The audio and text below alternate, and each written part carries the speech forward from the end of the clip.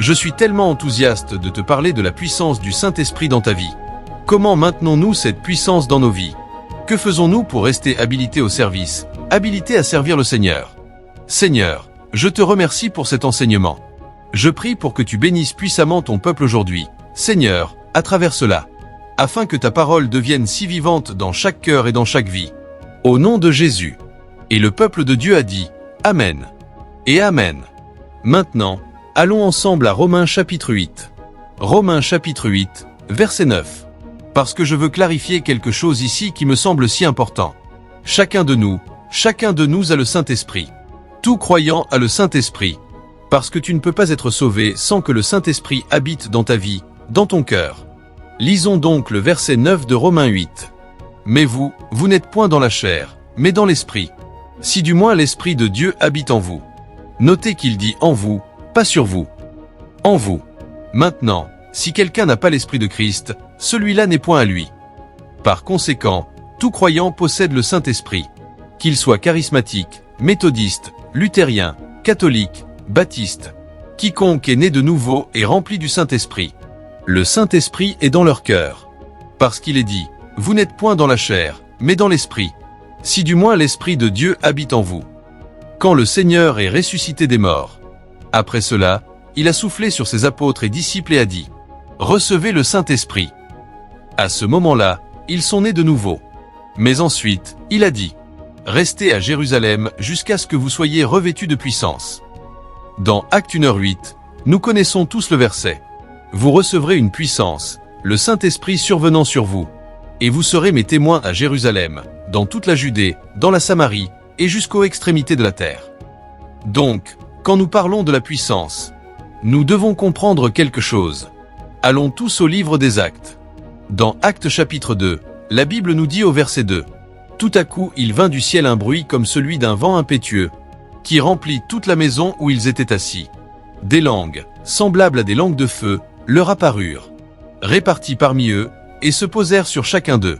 Ils furent tous remplis du Saint-Esprit, et se mirent à parler en d'autres langues, selon que l'Esprit leur donnait de s'exprimer. Ce qui s'est passé ici, c'est qu'ils ont été baptisés d'une puissance du Saint-Esprit. Baptisés. Maintenant, dans le chapitre 4 des Actes, nous voyons quelque chose de plus. Nous voyons que la Bible parle de la façon dont Pierre a été rempli du Saint-Esprit. Au verset 8 d'Acte 4. Alors Pierre, rempli du Saint-Esprit, leur dit. Ce mot « rempli » est un mot très extraordinaire, parce qu'il montre un temps présent dans le remplissage. Un temps présent dans le remplissage.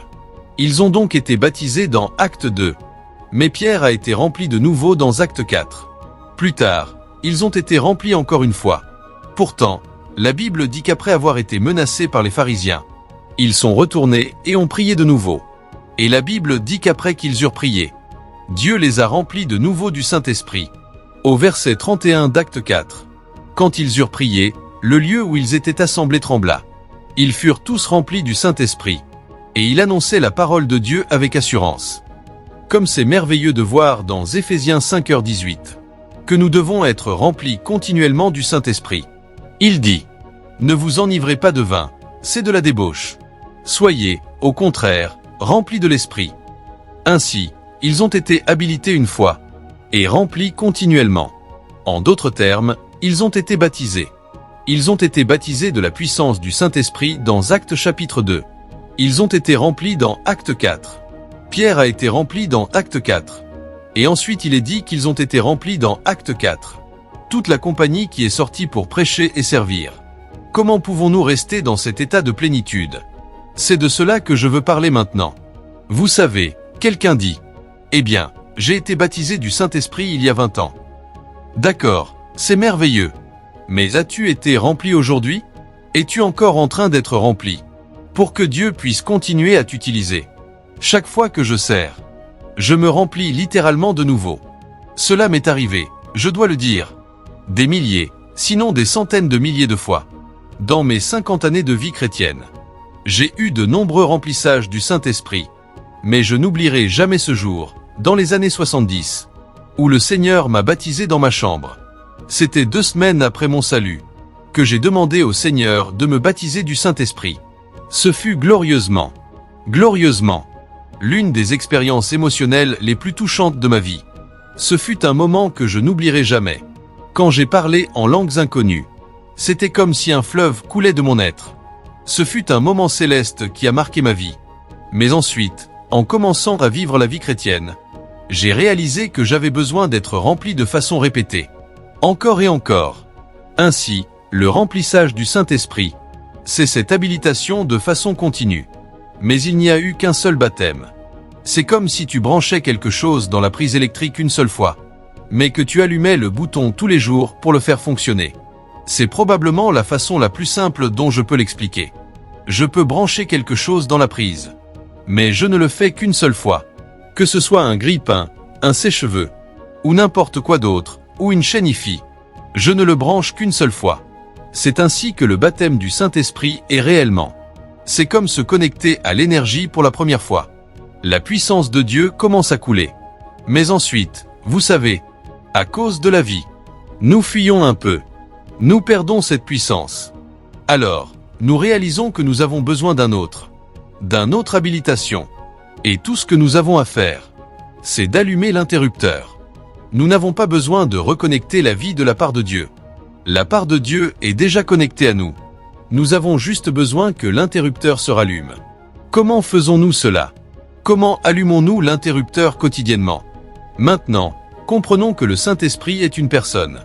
La Bible dit dans Éphésiens 4h30, « N'attristez pas le Saint-Esprit de Dieu. » Tu ne peux pas attrister une puissance. Tu ne peux pas attrister une influence. Le Saint-Esprit n'est pas une puissance. Il est plus que de la puissance. Il n'est pas une influence. Il est plus que cela. Il est une personne. Et quand tu le vois comme une personne, alors tu es capable de te livrer à lui. Si nous voyons le Saint-Esprit comme une puissance, nous voulons toujours l'utiliser. Quand nous le voyons comme une personne, nous voulons qu'il nous utilise. Quand j'ai réalisé pour la première fois dans ma vie que le Saint-Esprit était une personne, c'était quand je suis allé voir Catherine Kuhlman, parce que personne ne m'avait vraiment dit clairement que je pouvais avoir communion avec lui. Puis-je lui parler?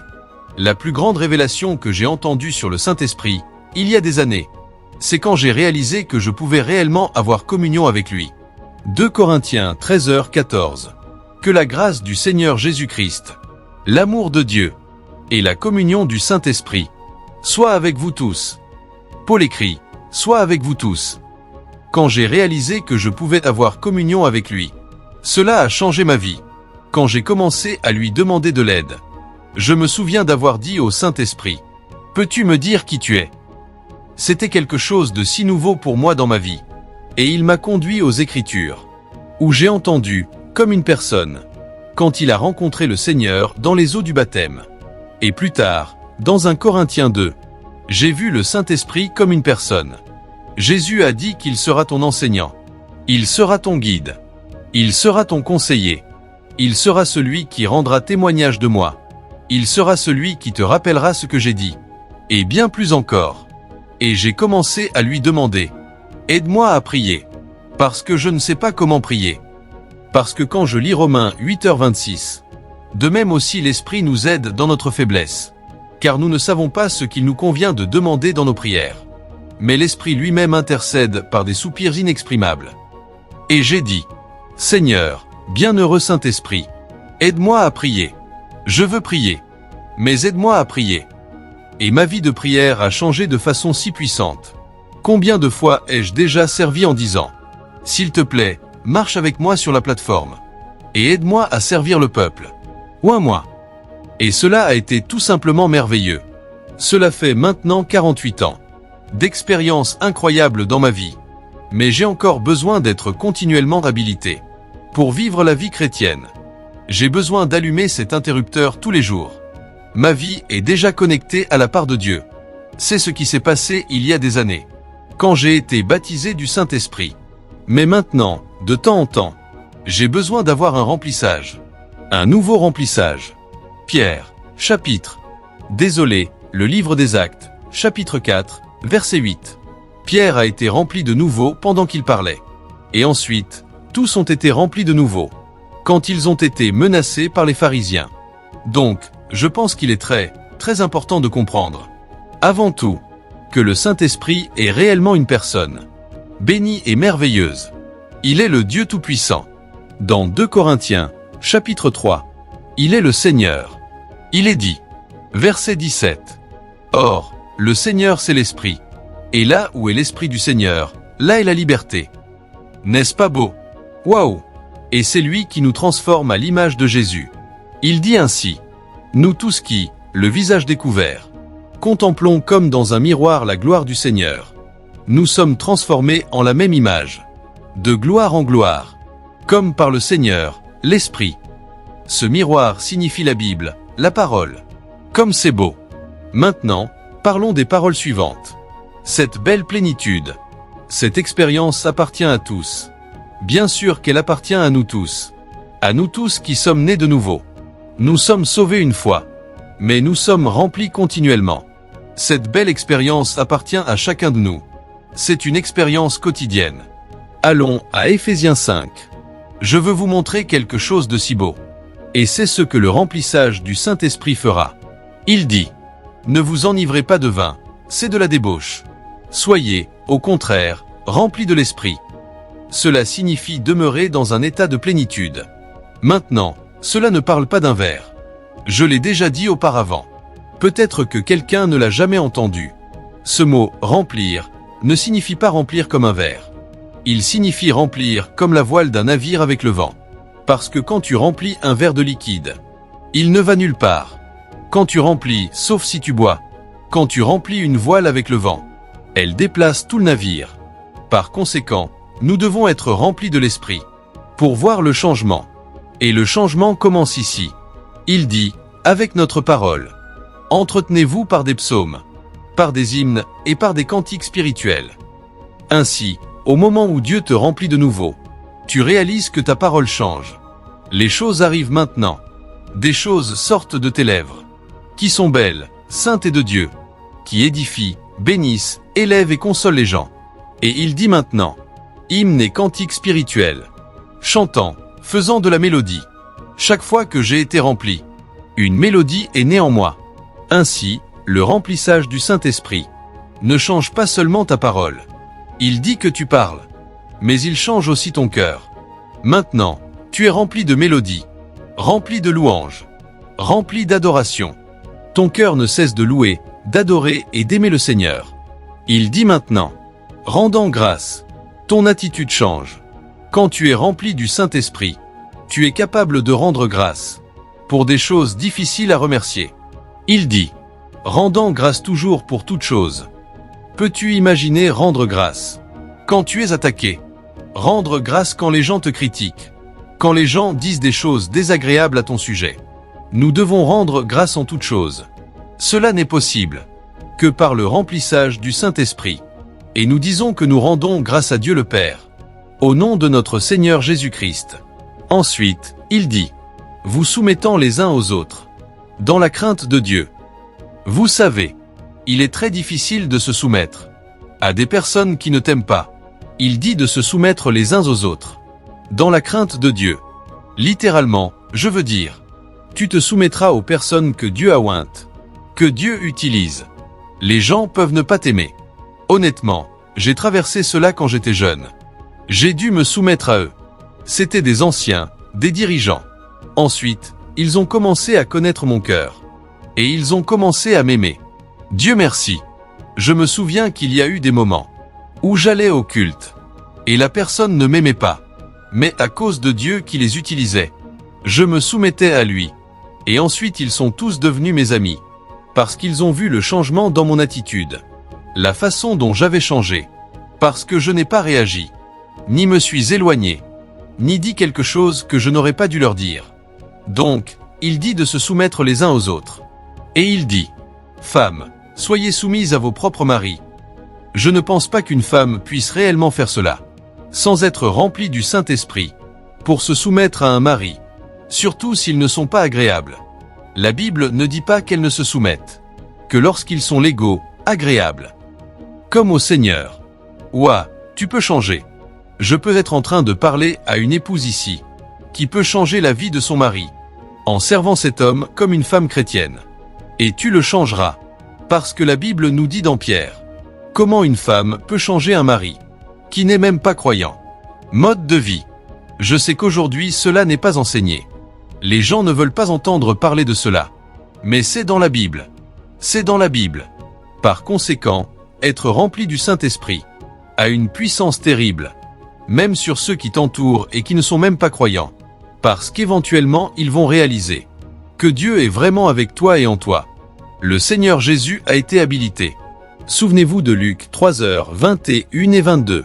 Et lui-même a parlé de cette expérience comme étant des fleuves d'eau vive sortant du croyant. Dans Jean 7h38. Ainsi, nous pouvons vivre littéralement le genre de vie où les fleuves de la puissance de Dieu coulent à travers nous tout le temps. Nous sommes dans un lieu de remplissage continu, comme le dit Éphésiens 5h18. Demeurant dans un état de plénitude. Celui qui croit en moi, comme dit l'Écriture, de son sein couleront des fleuves d'eau vive.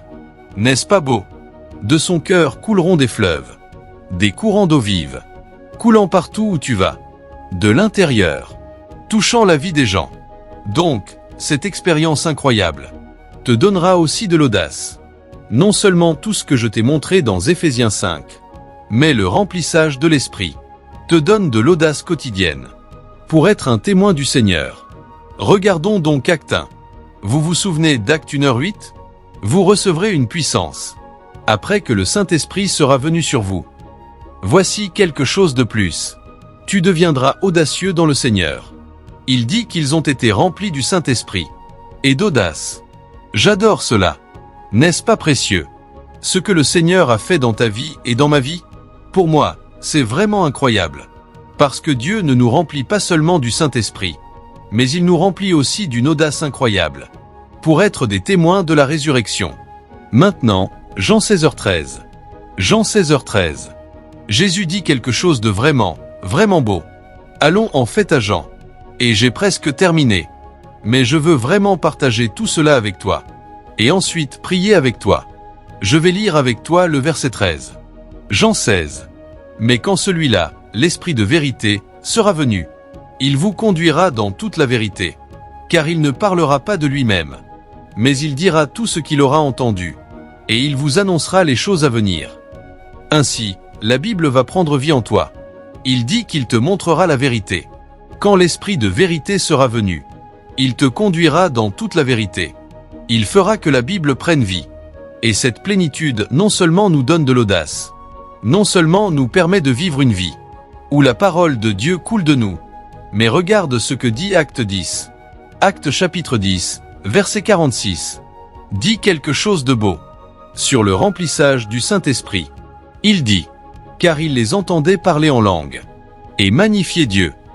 Il parlait en langue et glorifiait Dieu. Cela rappelle le moment où il est venu dans la maison de Corneille. Alors, ici, la louange éclate de la vie des gens. Ils les ont entendus parler en langue et magnifier Dieu. J'adore cela. Alléluia. Le remplissage du Saint-Esprit non seulement rend notre vie de prière efficace, comme le dit Romains 8h26, mais il nous permet aussi de prendre les bonnes décisions. Quand le Saint-Esprit remplit nos cœurs, tu sais, il y a tant à partager avec toi. Je te donne juste beaucoup d'informations ici, mais l'une d'elles, c'est de prendre les bonnes décisions. Le remplissage nous aide à prendre les bonnes décisions. Nous prenons les bonnes décisions, parce que tous ceux qui sont conduits par l'Esprit de Dieu sont fils de Dieu. Nous prenons les bonnes décisions quand nous sommes remplis du Saint-Esprit. Comme c'est beau. Et il dit que nous commençons à marcher dans la joie. Tu sais, les gens aujourd'hui ont besoin de joie. Eh bien, cela ne vient que par le remplissage du Saint-Esprit. Acte 13, verset 52, dit qu'ils étaient remplis de joie. Et les disciples étaient remplis de joie et du Saint-Esprit.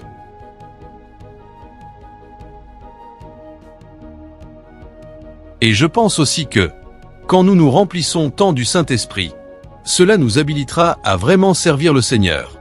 Nous avons besoin aujourd'hui d'un bienheureux nouveau remplissage du Saint-Esprit. Nous tous, y compris moi, chaque fois que je sers le Seigneur en prière, je suis rempli de nouveau. Il dit que la manifestation de l'Esprit est donnée à chaque homme, pour le profit de tous. Ainsi, nous sommes capables de servir. Avant de terminer, Comment recevons-nous quotidiennement? C'est pour cela que je parle aujourd'hui. Jean 7 nous donne la réponse sur la façon dont nous recevons tous les jours. Le Seigneur Jésus a dit 3 choses à ce sujet. Donc, le Seigneur Jésus nous a dit, il est écrit dans Jean 7h37, le dernier jour, le grand jour de la fête. Jésus, se tenant debout, s'écria, si quelqu'un a soif, qu'il vienne à moi, et qu'il boive. Celui qui croit en moi, comme dit l'Écriture, des fleuves d'eau vive couleront de son sein. Donc, numéro 1, la soif. Qu'est-ce que la soif? C'est un profond désir. As-tu aujourd'hui un profond désir pour que la puissance de Dieu coule à travers toi? Alors, tu te qualifies. Si quelqu'un a soif, un profond désir. Ensuite, le Seigneur a dit, venez à moi. Venir à Jésus signifie que nous venons et lui demandons dans la foi. Dans Luc 11h13, le Seigneur nous demande de demander. Il dit, demandez. Nous devons lui demander. Nous devons prier pour qu'il nous donne le Saint-Esprit. Par conséquent, non seulement nous devons avoir soif, mais Luc 11, verset 13, dit rapidement, si donc, méchants comme vous l'êtes, vous savez donner de bonnes choses à vos enfants, combien plus le Père Céleste donnera-t-il le Saint-Esprit à ceux qui le lui demandent? Donc, nous devons nous approcher du Seigneur. Il a dit, venez à moi. Et ensuite, nous demandons. Et ensuite, il dit de boire. Dans le verset de Jean 7. Maintenant, boire est un acte de foi. Parce que quand tu viens au Seigneur, il doit y avoir cet acte de foi. Chaque fois que j'ai été rempli, j'ai dû faire un pas de foi. Que ce soit sur une plateforme, ou quand j'étais en train de prier avec quelqu'un, qui, tout à coup, en avait besoin. Je me souviens que, il n'y a pas si longtemps, j'ai prié pour une dame. Et je ne prévoyais même pas de prier pour elle. Au moment où j'ai décidé d'agir dans la foi, j'ai senti l'onction de Dieu couler à travers moi. Et j'étais tellement rempli. Ce fut incroyable. Donc, ce sentiment du Saint-Esprit est comme allumer cet interrupteur. Et tu te déplaces simplement. Et tu as vraiment soif de cela. Et cela ne prend pas longtemps. Tu as soif. J'en ai besoin. Tu dis, Seigneur, remplis-moi, c'est là. Et ensuite, tu fais un pas de foi. Et cela coule. Aujourd'hui, je vais demander à Dieu de vraiment faire cela arriver dans ta vie. Tu sais, il y a certaines personnes qui ont besoin de l'imposition des mains avant de pouvoir vraiment commencer à couler dans la puissance de Dieu. C'est pourquoi, dans Actes 8, ils sont venus et ont imposé les mains sur les gens en Samarie qui avaient entendu l'Évangile et avaient été sauvés sous le ministère de Philippe. Donc, je vais croire en Dieu avec toi. Viens et place tes mains sur les miennes. Peut-être que tu peux le faire sur l'écran où tu me regardes, ou si tu me regardes sur le téléphone. Touche là où tu vois mes mains. Seigneur, au nom puissant de Jésus, remplis-les maintenant. De nouveau. Oh, je le sens dans mon œil. Habilite-les de nouveau. Oui, laisse la puissance couler. Remplis tous ceux, Seigneur, qui ont soif. Remplis maintenant tous ceux qui sont venus à toi, en demandant et en croyant dans la foi. Seigneur, touche, pendant qu'ils ont fait un pas de foi, en plaçant la main, et en touchant l'écran là, comme un acte de foi. Remplis-les maintenant, Seigneur. Habilite-les à déborder de cela. Utilise-les puissamment. En ce merveilleux lundi, que cette semaine soit une grande semaine pour eux. Réponds aux prières. Réponds à chaque besoin. En ton saint nom. Saint de Dieu, sois rempli maintenant. Sois rempli de nouveau et encore. De la puissance du Saint-Esprit. Au nom glorieux de Jésus. Je sens, Seigneur. Je sens ta puissance. Merci, Seigneur Jésus. Louange. Écoute. Avant de te laisser partir. N'a-t-ce pas été merveilleux aujourd'hui? N'as-tu pas aimé cela? Moi, j'ai adoré. C'est le moment de donner. C'est le moment de semer des graines. Dans l'œuvre du Seigneur. Tu sais, je sens que demain, quelque chose de très spécial va se passer dans notre temps ensemble. Donc, s'il te plaît, rejoins-moi demain. Tu te joindras. Mais maintenant, c'est le moment de contribuer à l'œuvre du Seigneur, afin que Dieu puisse te bénir, te prospérer, prendre soin de tes besoins financiers, et t'augmenter de tous côtés. C'est aussi un acte de foi. quand nous sommes tellement engagés dans l'œuvre du Seigneur, alors Dieu nous donnera la récolte dont nous avons besoin au moment opportun. Au moment opportun. Je parle à des personnes maintenant qui ont vraiment besoin d'un miracle dans leurs finances. Vous avez demandé à Dieu de bénir vos finances. Je parle à des personnes qui ont besoin d'un bon emploi ou d'un meilleur emploi. Je parle à des personnes qui ont besoin de quelque chose dans leur vie, quelque chose de nouveau, dont vous avez besoin dans votre maison. Certains ont peut-être besoin d'une nouvelle voiture ou de meubles. Dieu se soucie de cela. Il se soucie vraiment de ces choses dans nos vies. Remets ton anxiété à lui. Mais nous devons activer notre foi. Nous devons libérer notre foi. Et nous libérons notre foi pour les finances. Quand nous semons financièrement, tout comme quand tu tends tes mains maintenant, tu libères ta foi pour être habilité.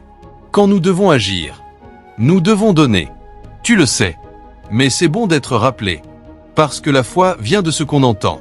Tu as besoin d'entendre pour croire et faire. Chaque fois que j'ai un besoin financier, je sème une graine. Car je sais que c'est la seule façon de recevoir. La seule façon pour Dieu de me bénir. Et quand je sème, donc, c'est le moment de contribuer à l'œuvre du Seigneur. Et Dieu te bénira. S'il y a quelqu'un qui écoute ou regarde, et qui a besoin d'un miracle financier instantané, prions. Seigneur, tu es capable de leur donner ce miracle rapidement. Rapidement, Seigneur. Même s'ils en ont besoin aujourd'hui ou demain. Rien n'est impossible pour toi, Seigneur. Ils sèment la graine maintenant, Seigneur. Que le miracle se produise vraiment, financièrement. Au nom merveilleux de Jésus. Amen.